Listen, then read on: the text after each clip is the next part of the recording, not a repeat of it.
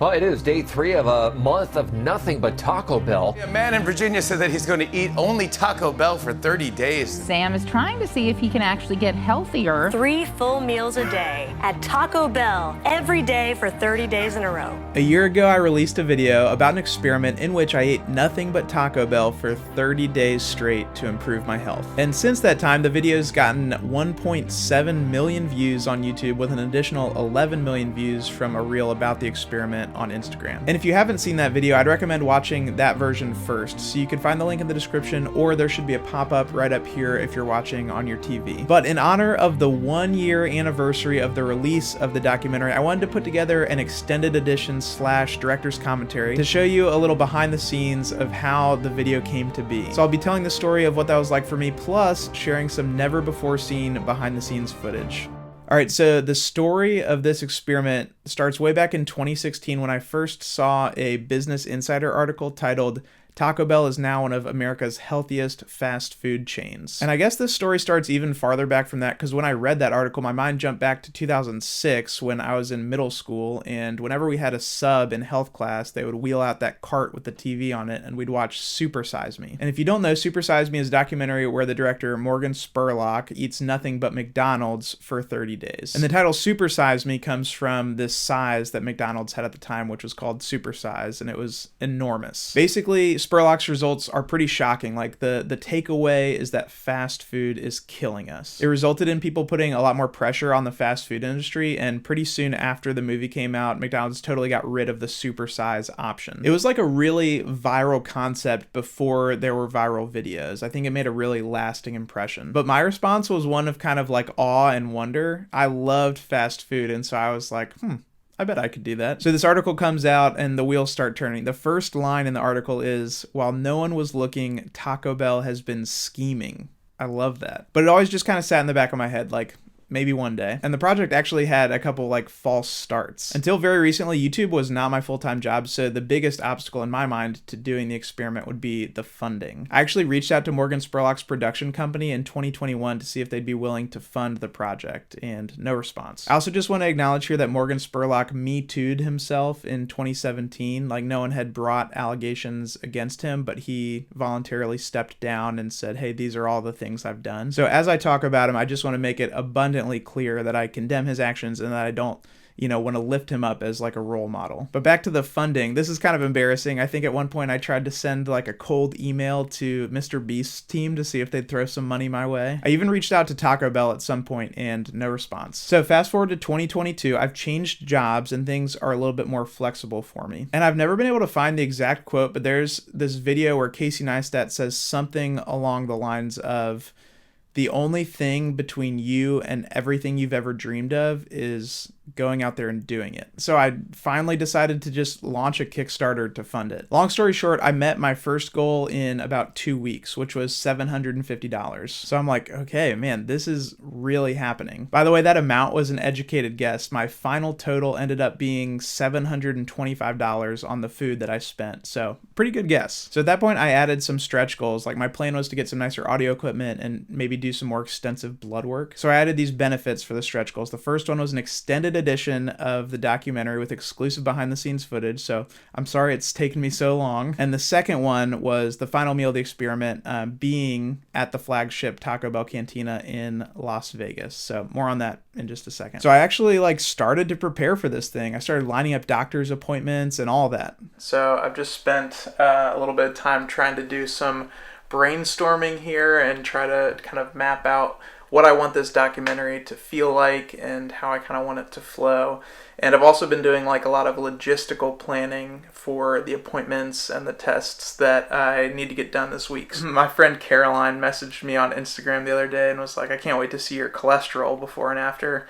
And my immediate response was like, "Oh yeah, me too." But then I went back and checked the blood tests that I'm getting, and it actually does not include cholesterol. So I'm actually going to order a second round of blood tests so that I can get that, because I do think that is an important metric to look at. So blood tests are ordered. I'm kind of nailing down the final physical fitness tests I want to do and the rules that I'll have for the challenge. And as of right now, we're at roughly $900 funded, and so I don't have enough money to make a trip to Vegas for kind of the finale or my final meal of the challenge, but that idea will not leave my mind. And so I'm thinking about other ways that I could raise some money, potentially just doing some Uber Eats on the side to raise the money for the round trip ticket from probably DC to Las Vegas, because I just think that would be a really fun and exciting way to finish off the documentary. I also decided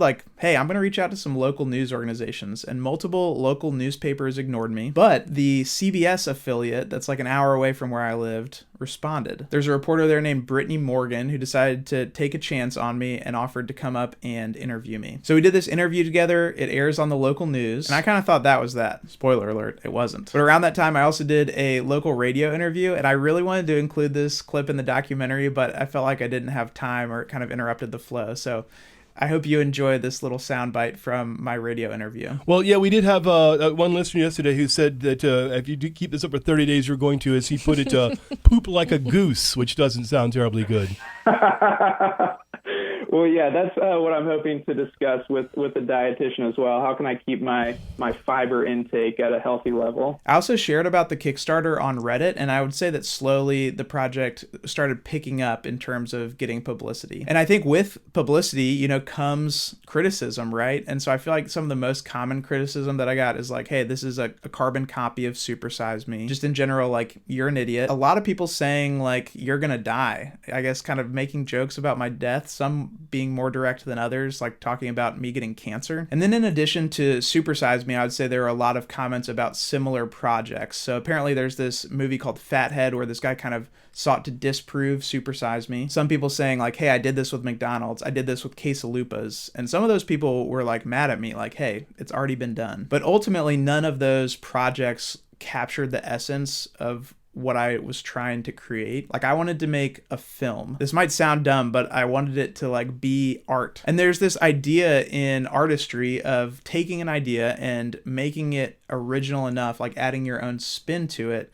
where it's inspired by but not a copy of the original. So when it comes to Super Size Me, not only did I want to make my own film, not just copy and paste, and I deliberately did not rewatch Super Size Me in the planning and preparation for this documentary, but I wanted my premise to be the complete opposite. He's trying to see how bad it will get, and I think for me, I was trying to see how much I could improve or just maintain my health. And also, there was a little bit about Super Size Me that was a little sketchy. It came out later that he was drinking heavily at the time, which obviously would have affected his health metrics, specifically his liver function. And he kind of famously, wouldn't publish his meal log. So I knew that I wanted to be totally transparent. From the start, I knew I was going to publish my meal log, literally upload my blood work documents. One thing I would say that I do remember liking from Super Size Me was that he spent a good chunk of the movie trying to get in touch with someone from McDonald's. So I kind of filed that away in the back of my mind.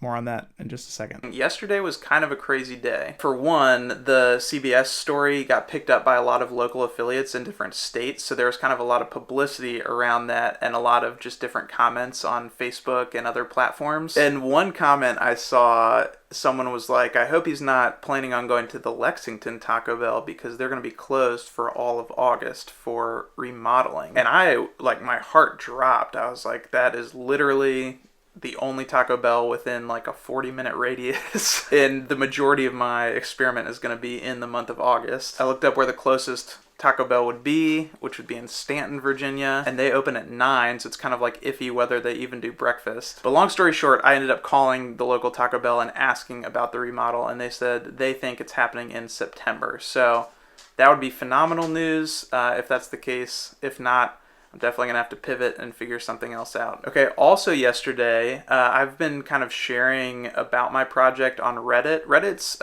incredible in a lot of ways, and it can be just a terrifying place in a lot of other ways. So there are a lot of Taco Bell fans on Reddit that are super excited for me and rooting me on. But I feel even with all the positivity, you almost always can count on some negativity mixed in there. And so yesterday, was just dealing with some negative or harsher comments on that. And then one comment said, I heard about this guy on Your Kickstarter Sucks. And so I didn't even know what that meant, so I had to look it up. And apparently there's a podcast called Your Kickstarter Sucks where these guys just kind of go through Kickstarter projects and make fun of them. So unfortunately, to find mine, I had to listen to like an hour's worth of their podcast content. So yeah, they like found my Kickstarter right when I launched it, when there was like $1, like a bot I think had donated like $1, and they were just making fun of me and the project in general. And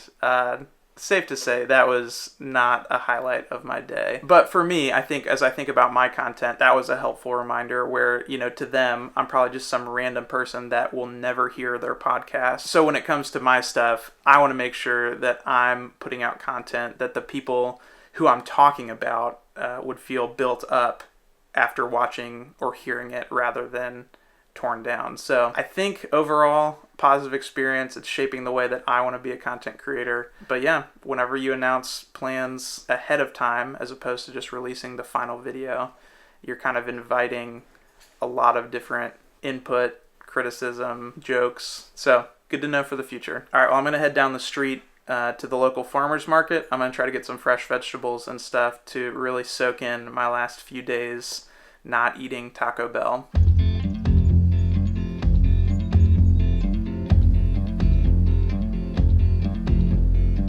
My house in Budapest, my hidden treasure chest, golden grand piano, my beauty focused EOU. Ooh, you, I'd leave it all. My acres of land I've achieved. It may be hard for you to stop and believe, but for you, I'd leave it all. Around that time, I also hit 1,000 subscribers on YouTube thanks to some help from friends. Ready?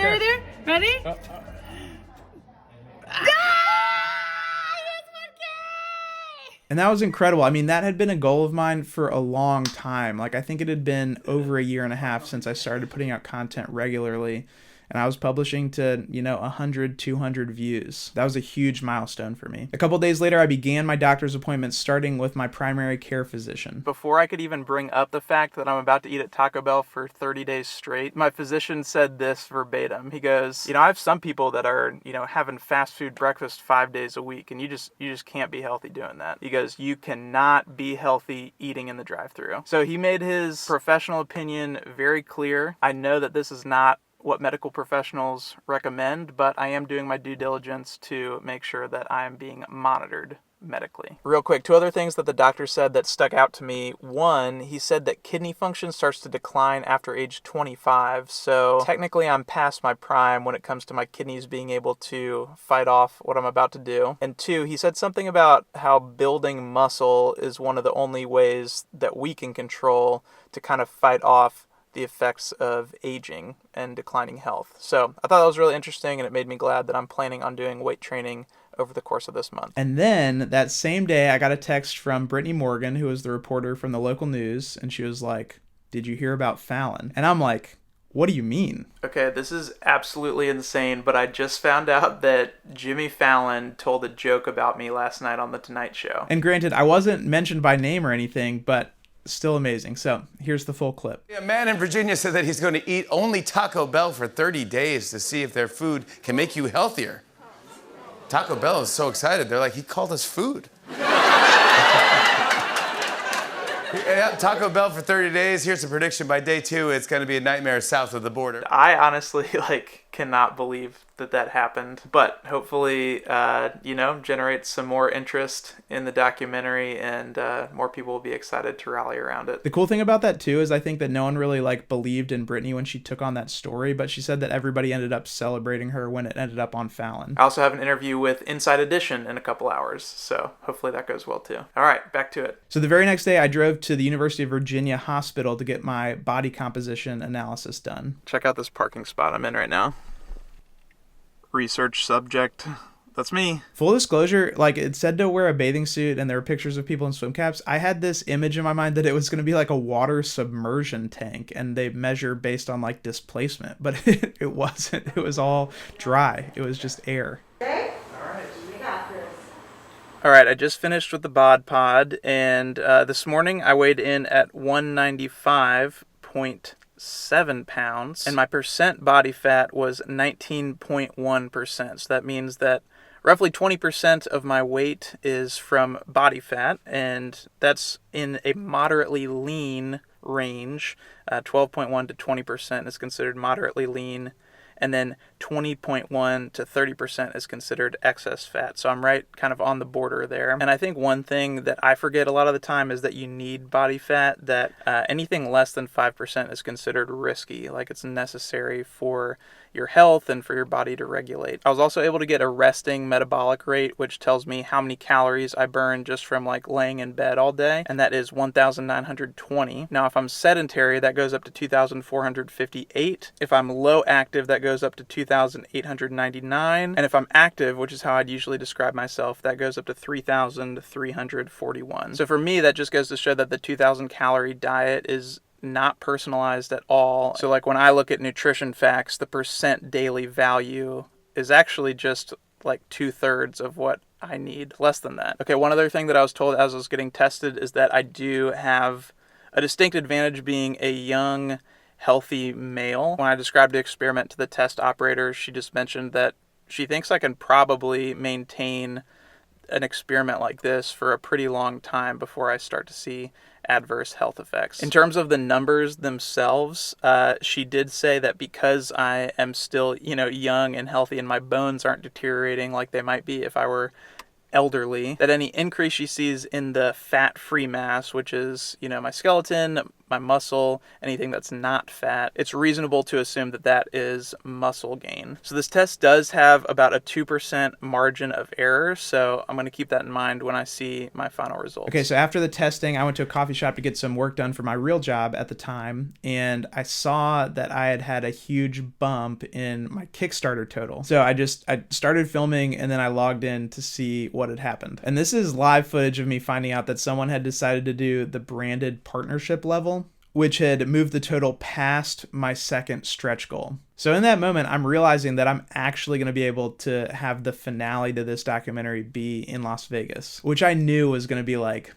icing on the cake. So that was a huge day for me. And it's because of brand partners that I'm able to put out the content that I make. Partners like NordVPN. And this extended edition of the documentary is brought to you by NordVPN. So there I am in a coffee shop using an unprotected public Wi-Fi network. And as someone who works remotely, I used to do this all the time. In train stations, in airports, in other coffee shops. I would just try to find whatever Wi-Fi network was available. And you might be thinking like, what's the big deal? The big deal is that those public Wi-Fi networks could be compromised and your data can actually be intercepted. But when you use NordVPN, your online traffic is encrypted at all times. You can become safer online with a single click. Also, check this out. I was in Canada recently and I remembered hearing that the original Airbud had been added to streaming. But as it turns out, only in the US. Canada only had the sequels and the spin-offs available. So I just used NordVPN to connect via the United States, and there you go, Airbud. So if you want to stay safe from phishing, malware, and password leaks and access content while you're traveling, you can try NordVPN by clicking the link below or going to nordvpn.com/samreid. Depending on the plan, you can pay as little as $2.88 a month. That covers up to 6 devices, and they'll throw in some extra months for free. NordVPN is trusted by some of the biggest names on the internet, like Casey Neistat and Philip DeFranco, but you can try it for yourself risk-free with their 30-day money-back guarantee. So that's nordvpn.com/samreid, R-E-I-D. Check it out, and thanks to NordVPN for sponsoring this video.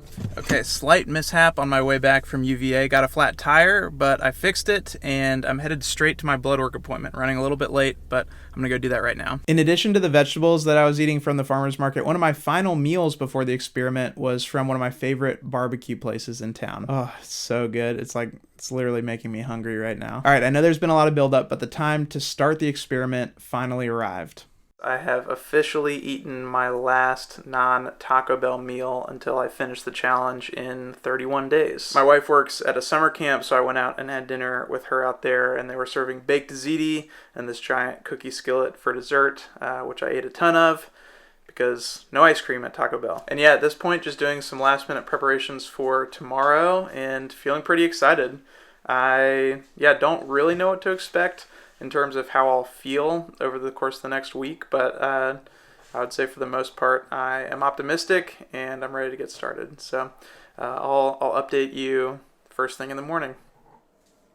I got footage of me shaving on the morning of day 1 because I made the very intentional decision not to shave over the course of the month. And that was A, to show like the passage of time visually, and 2, B, to show that I wasn't faking it. The reason that so much of this exposition was not included in the final documentary is because I wanted to cut to the chase as soon as possible. I spent a ton of time studying and thinking about how to craft a really compelling narrative. I know how crucial those first 30 seconds are in someone deciding whether they want to keep watching or not, and so that's why the opening shot takes place on day 1. For the next 30 days, I'll be eating nothing but Taco Bell to see if it's possible to actually become healthier while doing it. I knew that even if I just spent like a minute or two on exposition, people would get bored and click away, and so I really tried to think through how could I add context in, how could I like weave it in along the way instead of putting it all at the beginning. Prior to the experiment, I had actually crashed my drone and broken the gimbal motor, something with the stabilization of the camera. So I thought that if I put Scotch tape holding it in place, I could get a steady enough shot, but this is this is the footage that I got doing that. For the next 30 days, I'll be eating nothing but Taco Bell in an attempt to see if it can actually help me become healthier.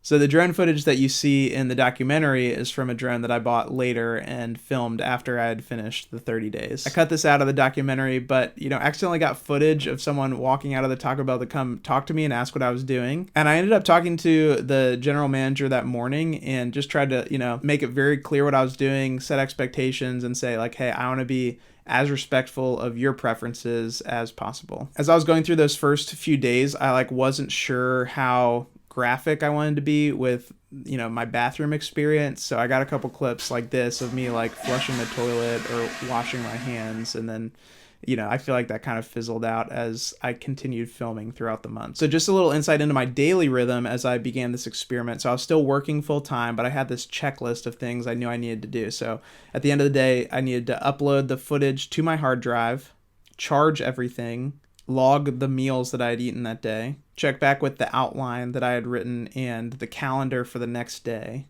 empty Taco Bell trash from my car. I actually fell super behind on that one. And then edit the daily. So you may have seen I did daily Instagram recaps every single day of the experiment. And those were about 3 days behind. So I think I published the first one when I was on day 3 or 4 of the experiment. I was really passionate about this slow motion rolling out the tablecloth clip. Didn't end up using it. Day 2, I was still trying to get my before shot, what I call the hero shot. And I thought I'd do that in the gym, but there were just other people in there and I was incredibly self-conscious. So a bunch of failed attempts to do that. I ended up finding a gym later to do that in. Okay, so I really did have to drive half an hour to the next closest Taco Bell. And at this meal had several people shout at me as they drove by, which was wild. This is hands down the best deal on the menu, the $2 grilled chicken burrito. I was not that excited about dinner tonight, but this hit the spot. I also used this time to introduce my interview with Katie Spada, and we had not had the interview at that point yet, and so I actually didn't know how her name was pronounced, and so I did it both ways just to be safe, and I'm glad that I did. I decided I needed to bring in an expert, so I called up Katie Spada. I do want to say here, though, I think that for me, this interview was one of the most important parts of the documentary. One of my principles for the videos that I put out is that I want to leave people better off for having watched my content, and I think when it comes to food, there is so much harmful messaging that people get about the way that they look or the way that they should eat, that I wanted to take this opportunity of this potentially viral concept of getting people in the door with this ridiculous title and thumbnail and then actually giving them something really beneficial to think about. I know some filmmakers call that hiding the veggies. Hiding the vegetables is one of the core principles we have for how we tell stories, which is you give someone a plate of broccoli, they're not going to want to eat it. The wholesome and the intentional and kind of important premise in the story is a little bit hidden. So how do you actually take these things that are the core of what we do and make it more consumable to an audience of someone that might not care. And so for me, this content from Katie was like the cornerstone of the documentary. Like that's what I wanted people to take away. That the goal isn't a number on a scale. The goal is to have a non-stressful relationship with our food. Pretty soon after I released this documentary, this guy, Kevin McGinnis, got like national recognition because he said that he was going to eat McDonald's for 100 days and lose weight. But he explained himself by saying that he was only going to eat like half of every meal. So like our portion size is too big. I mean, yeah, sometimes, but that's different for everybody, right? And so I would argue like if you're a middle schooler or a high schooler and you're seeing that, like you might walk away with the impression that, oh, I just need to eat half as much as everybody else. And that is not at all what I wanted people to walk away with from this documentary. I ended up getting like a lot of flack in the comments. I think, you know, because these are sound bites and I wasn't able to include the whole interview, but I really appreciated what Katie said here. I think she's really well spoken, and I love that she said that she looks at like a variety of metrics like blood work and sustainable habits and things like that instead of just the number on the scale. Okay, so for this intro montage, I just paid a voiceover artist to introduce me. I think basketball intros are so cool. Like that's literally how we introduced our bridal party at our wedding. We used the Chicago Bulls theme song. At the time, I did not know that people would actually think that I played basketball at the University of Virginia. I just wanted to point out that I went to UVA and that if I was in the NBA, my height would put me around like the guard position. Fast forward like 6 months, when I went to the Taco Bell test kitchen, one of the chefs asked me what it was like playing basketball at UVA, and that's like the first time I realized like, oh shoot, I wonder if people got the wrong impression. So I'd like to apologize if that was true for you. I am not college basketball material. Trust me.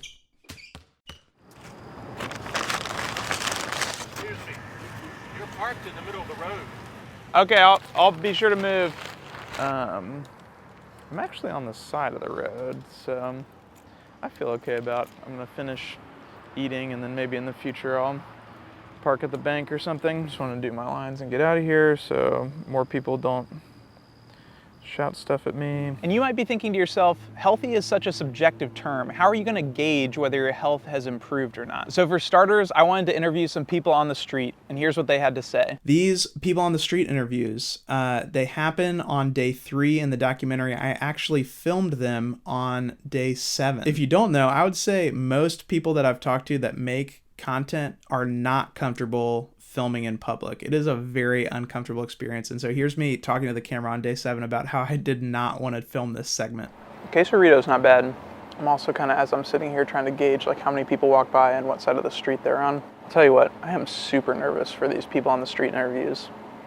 I don't know why. I think when it comes to YouTube stuff, I do not like doing stuff in public, or really anything that involves like filming other people, even though I'm like getting their consent. It just makes me feel nervous. I feel like I don't want to be like anything remotely close to like a prank YouTuber. I don't know, man, I'm so much more introverted than I used to be. But I think it would be important as long as we can get a handful of people to agree to do it. On the actual day 3, that's when I did the before shots in that gym. I did my mile time trial that day. I'm pretty proud of that. I wasn't expecting to be so far under 7. I'm nervous. I set the bar too high. It'll be pretty hard to beat 4 weeks from now. What if this wasn't recording? Can you imagine? This shot of me eating in the restaurant and talking to camera was also very uncomfortable. I feel like there was a family, like a grandmother and her 2 granddaughters sitting in the booth right behind me. And so they were just like sitting right there, like watching me film. And so ended up talking to them for a little bit. But yeah, filming in public, less than ideal most of the time. Okay, a little behind the scenes for you. When I'm doing these shots where I'm eating in my car, I have the camera set up on a tripod right here. And then I'm using my sun blocker as a bounce for light. So it's a little dark on my face, but when I put this here, it allows the light to bounce off of that and light up my face a little bit better. Day 4 was like one of the rainiest days I've ever seen. For a lot of these clips, you'll see me eating at my desk with headphones on, and that's because, like I've mentioned before, I was working full time, so I'd just have a quick break to go pick up my food from Taco Bell and then bring it back home, and I'd eat it while I was on a call or finishing up a project or something like that. On day 7, I really did go to this cookout. This is the spread that I had to turn down because I could only eat Taco Bell. This was the one mistake I think I made in the documentary. I actually put a 1 in front of my blood pressure there, and so I just had to blur it out with the YouTube editor, but I was so frustrated that I didn't catch that before exporting. Ooh, look at all that chicken. Look at all those chickens.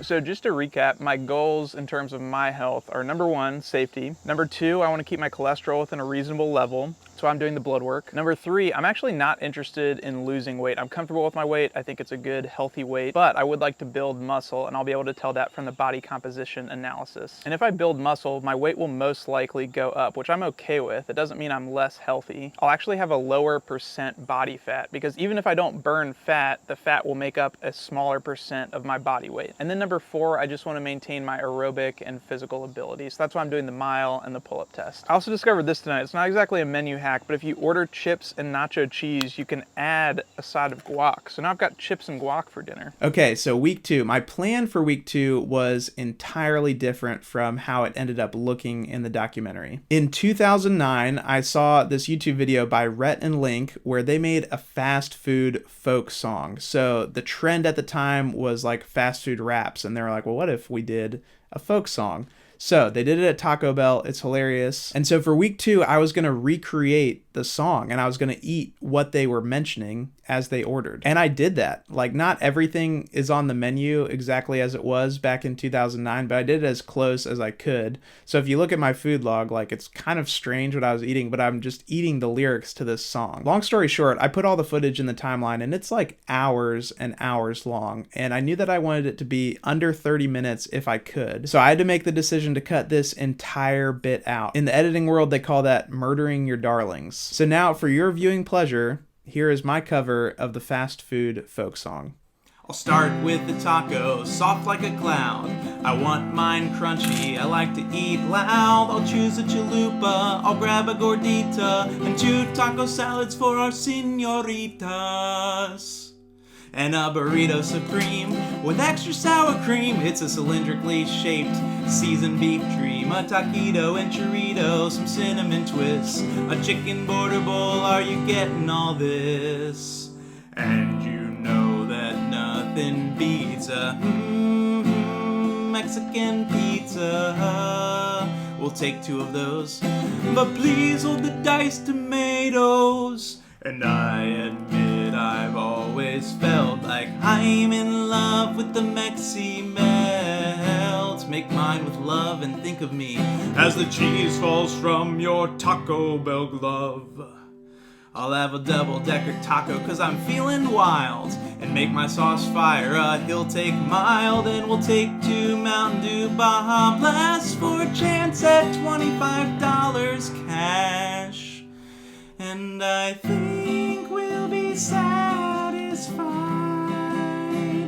if we get some Mexican rice on the side.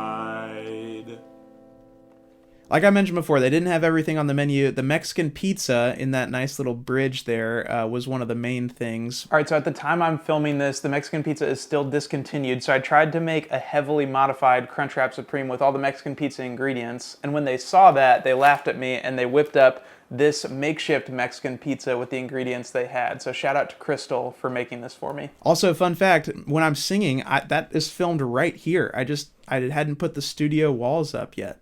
Day 14 was another social gathering where I had to bring my own Taco Bell. That is my friend Ryan, who ends up getting featured in week 4 of the experiment. Okay, on day 16, I did that follow-up interview with the local news. And this was funny to me. I asked Brittany, I was like, do you think this one will do as well? And she said, nah, the sequel's never as good as the original. And I feel like that stuck with me. I always think about that whenever I put out like a follow-up video, like this one. I was really trying to like mix up the backgrounds. Like I felt like it wasn't that interesting to just show me eating in my car all the time. So I drove around, I just found this picnic table outside a local middle school. Fast forward months later, I got asked by the science department at this middle school to come speak to their science class about about the scientific method and, my hypothesis and variables with this experiment. And they had watched the video and all the kids were like, "You ate a meal at our school." And I was like, yeah, I guess I did. I forgot about that. I show this in the documentary, but I feel like day 17 was probably like my lowest point. I think that workout really did scare me with like how high my heart rate got. And I think I was just feeling tired in general. But when I had thought through the structure of the video, I'm like, I'm not going to change the way that this plays out, but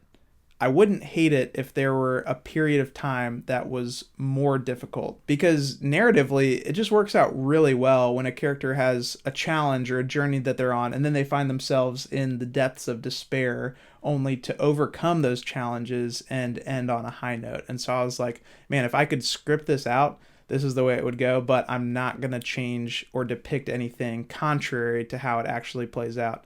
It just ended up working out that way. Day 18 also happened to have some like incredible thunderstorms, which worked really well with the narrative as well. So here are my current thoughts. As I've been thinking about this, I feel like the biggest concern, which, anybody who sees this is going to say this was a no-brainer, but I feel like the sodium content has been the largest factor in I think my weight has probably gone up because from what I've read, your body retains more water the higher your diet is in sodium.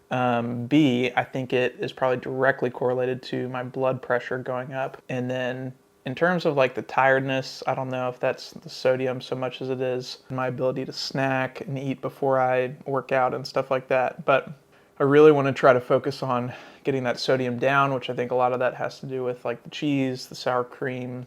So it works out well that I'm doing vegan options this week, but I think going forward, we'll probably try to do fresco because that eliminates cheese and sour cream and adds tomatoes if it didn't already have tomatoes. Things that I'm starting to get tired of at this point in the experiment. I think the drive to Taco Bell, even though it's only 5 minutes each way, has really started to feel inconvenient, especially in comparison to just being able to walk to my fridge or cook something in my own kitchen. And then I think, just setting up the camera and making sure I'm capturing each meal can start to feel like a lot of things to do. I could really go for a snack right now, but it's kind of close to dinner time, so I'm just going to wait a little bit and then go get dinner. One of the many downfalls of the arbitrary rules I've set up for myself. As a side note here, I just really like the sound the Taco Bell app makes when you order. And when you have your phone hooked up to your car's Bluetooth and the volume's up, it'll really startle you if you're not expecting it. Filming yourself running is so funny because it's just like a lot of back and forth and picking up the camera, and your watch thinks you're going so slow because you're not covering that much ground. I would say that I really did develop a good relationship with the employees at the Taco Bell. Like, that was one of the highlights of my experience. Hey, I've got a mobile order for Sam. What up, big dog? Hey, thanks, man. I appreciate you, man. Yeah, enjoy the rest of your night. And a lot of the folks that worked at Taco Bell during the experiment have since moved on to other jobs or might not work at that Taco Bell anymore, but it's always been so fun when I get to like see them around town and say what's up. By this point, I was really into the swing of things, and so I was starting to think through like what would be an interesting visual shot for these daily videos that are going on Instagram. So I actually did a bunch of takes of me holding up a bag in front of the Taco Bell sign. And I'm really glad I did, because that ended up being the first frame of the Instagram reel that got 11 million views. And I think really kickstarted the traffic to YouTube that told the algorithm like, hey, this is something people are interested in watching. I think where I'm landing with like what I want the final message of this to be is A, kind of living in that food freedom. B, everything in moderation. Don't feel guilty about eating fast food every once in a while. Shoot, what was the other thing I was about to say? I guess it wasn't that good. And then I also like the idea of like sustainability. Like, this isn't about 30 days. It's about the rest of your life. And, maybe I can compare it to Whole30 in that like Whole30 wasn't invented to be like a 30-day cleanse. Whole30 was invented to help you identify which foods could be, negatively affecting your health, and then remove those foods from your diet, not just like a, hey, let me lose weight real quick. Also, if you look closely in the documentary, you can kind of see my dog just like wandering around on the couch in the background of these shots. Just so you know how absurd it was to like set up the camera and film every time here's a shot that my wife took of me eating the grilled cheese burrito. Okay, so on day 26, I'm dressed up in a collared shirt because I was speaking to a high school journalism class about video production, which is just a very funny experience. I really did hear back from Missy on that day. We set up the interview for like the following week or the week after. And so if you look closely, like in my interview with Missy, my beard is completely shaved, and that's because it took place after the experiment was done. But I knew I wanted to place it before the finale of the trip to Vegas and the results reveal, because I felt like if it took place after that, people wouldn't have an incentive to stick around through the interview. And I also thought that what Missy said was really helpful. So I went ahead and stuck the interview in the day 26 timeframe. I mentioned before I had lunch with my friend Ryan and then dinner with my friend Jack. We met at a Taco Bell that's halfway between where he and I live. So I think like 26 of my meals were at my hometown Taco Bell, and this is one of those rare exceptions. I did my final mile time trial on day 29, just time-wise. I didn't want it to take place too far after the Vegas trip because I felt like a picture of my health on day 29 would be a lot more accurate than like a week after I'd stopped eating Taco Bell. You gonna take me to Vegas with you? I don't know about that. Thank you. I'm leaving tomorrow. Today's day 29.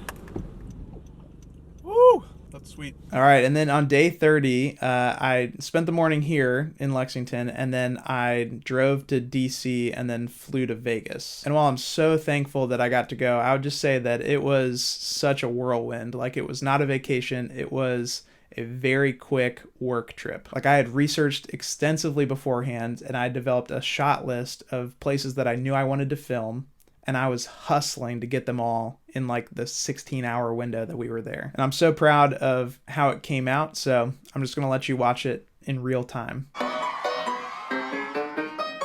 Big Boi. If it's all right.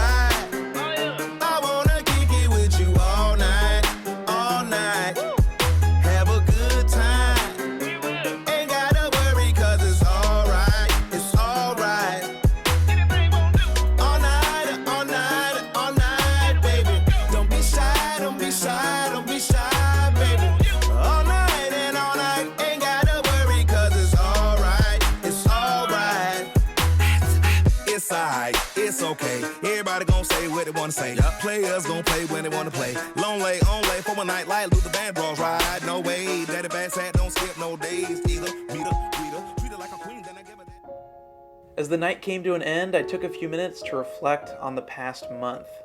30 days, 90 meals, nothing but Taco Bell. I'd made national headlines, interviewed Taco Bell's dietitian, and discovered a newfound gratitude for my health and well-being. The only thing left to do was head back to Virginia and do my final tests to see how this thing turned out.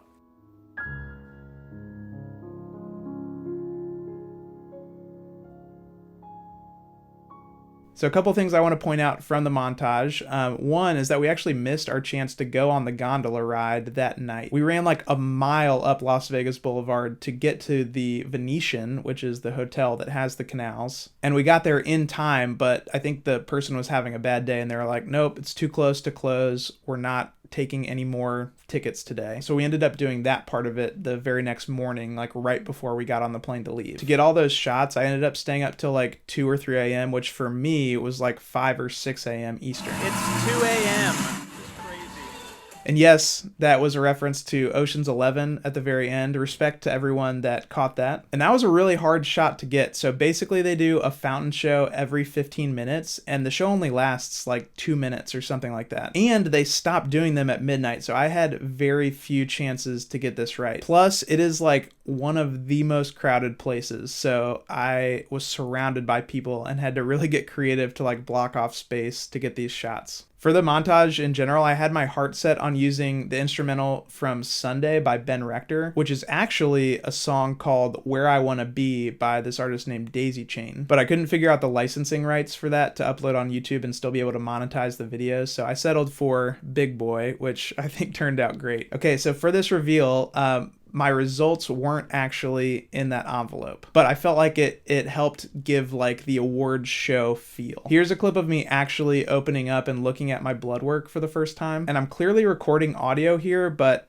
I have no idea where that audio file went. So this is just a silent clip. I gotta be honest with you guys. I figured that some of the results would be positive and some of them would be negative, but These results are so much better than I could have ever hoped for. Almost everything I tested improved. I'm not kidding. Check this out. I'll admit the dunking shots were a little absurd, but I just needed some footage to like fill the time as I talked about the results. After I finished the experiment, it took me forever to edit this thing. I was still working a full-time job, a different full-time job at this point. I don't know how many all-nighters I've pulled in the last 3 weeks trying to get this thing ready to go. I announced the release date and then I ended up pushing it back like 2 or 3 times. There was just so much footage and my computer kept crashing. I wasn't like 100% finished, but I did have the chance to host a release party with some of our friends, which was so fun. It was just like such a gift to get to see their reactions, and they were so supportive. I'm hoping that this video will be a big milestone in my career on YouTube. I'm currently not monetized. I have almost 2,000 subscribers, but not enough watch hours, which is crazy. So I'm hoping that this video will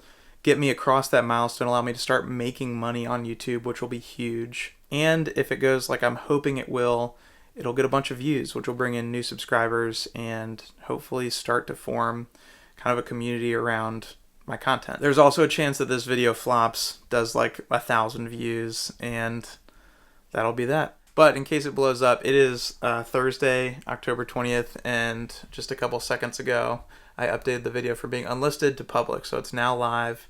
People can watch it, and yeah, we'll see what happens. And if you're curious, I talk a lot about the events following the experiment in a series of videos I put out. One is about the best and worst parts of eating nothing but Taco Bell. One is kind of a ranking of my favorite and least favorite menu items. And then one is about my experience getting to go to the Taco Bell headquarters in California. So if you only have time to watch one, I'd recommend watching that one. And if you're new to the channel, I host a variety show called The Studio Review. And if you enjoyed this, I think you'll enjoy those as well. So you can catch those episodes by clicking subscribe. Thank you so much for watching. I'll see you soon.